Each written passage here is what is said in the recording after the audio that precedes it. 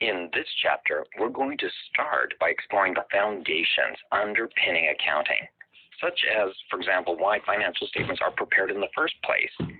And we'll finish this chapter by exploring the accounting equation. Now, to be able to analyze financial statements, it's first really critically necessary to understand them. Financial statements are really simply a method of communicating the financial health and viability of an organization to both internal stakeholders, such as managers, and external stakeholders, such as the bank or shareholders. Accounting is sometimes referred to as the language of business. Throughout the life of a business, the accounting processes are intended to identify, track, and record transactions. Now, throughout this course, we're going to encounter many new terms. Well, I'm going to introduce you to terms like debits and credits and journal entries and even something called the general ledger. Each of these contribute to the creation of a business's financial statements. Now, perhaps I should say organizations rather than businesses, because we will learn that there are many different types of organizations that use accounting. Financial statements are a tool used to communicate the financial performance of all organizations and businesses. The format of the information that is being provided in each of the statements gives the user the ability to not only evaluate performance, but more importantly, make informed decisions. Now, one of the key tasks for financial analysts is the ability then to review those financial statements to support financial or investment decisions.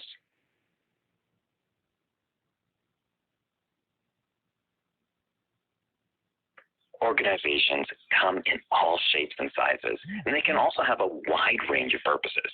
For-profit organizations aim to generate revenues and ultimately earn a profit for their owners. Alternatively, nonprofit or charitable organizations operate to generate money, typically in order to fund programs, services, or research. Now, both of these types of organizations rely on accounting, but in this course, we're going to focus on accounting for a for-profit business. Profit-oriented businesses can be structured in typically one of three different ways. Let's start with small businesses. Often small businesses start out as what we call sole proprietorships. These businesses are typically owned and operated by a single person who reports their business income on their personal tax return. Partnerships are usually business ventures that involve two sole proprietorships.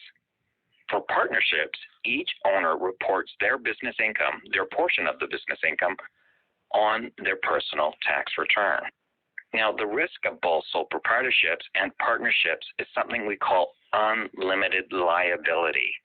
And what we mean by that is if someone sues them, all of their business and personal assets could be at stake.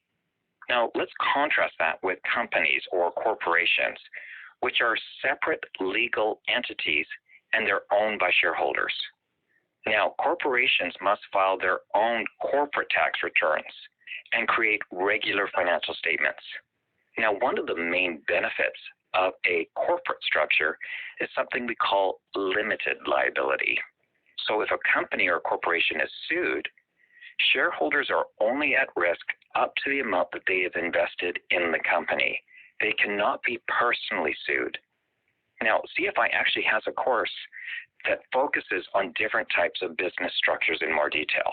I recommend, if you're interested, to have a look at that course.